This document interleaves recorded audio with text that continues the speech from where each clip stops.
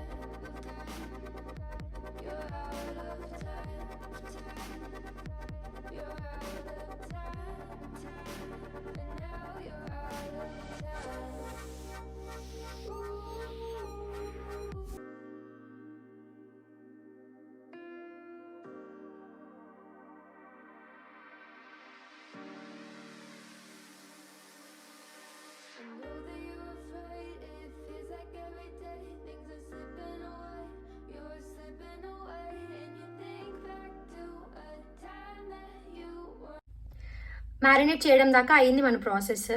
Next మనం చేయాల్సిన process ఏంటంటే, ఇది మ్యారినేట్ చేసి 20 minutes మనం బయట అంటే 20 minutes ఉంచుతాం కదా.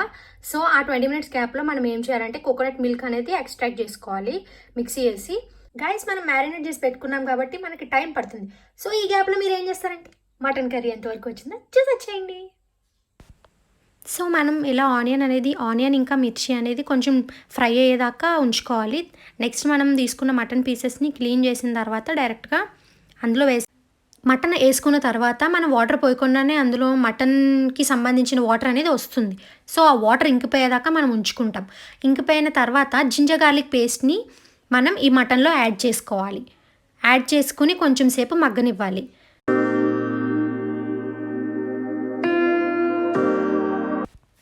మనం జింజర్ గార్లిక్ పేస్ట్ వేసుకున్న తర్వాత కొంచెం మగ్గనిచ్చిన తర్వాత పసుపు వేసుకోవాలి తగినంత. నెక్స్ట్ నేను వేసుకుంటున్నాను 4 spoons ఆఫ్ మిర్చి పౌడర్. 4 spoons ఎట్లా అంటే 2 spoons కొంచెం మసాలా కలిపిన మిర్చి పౌడర్ అండ్ 2 spoons పచ్చి మిర్చి పౌడర్ వేసుకుంటున్నాను.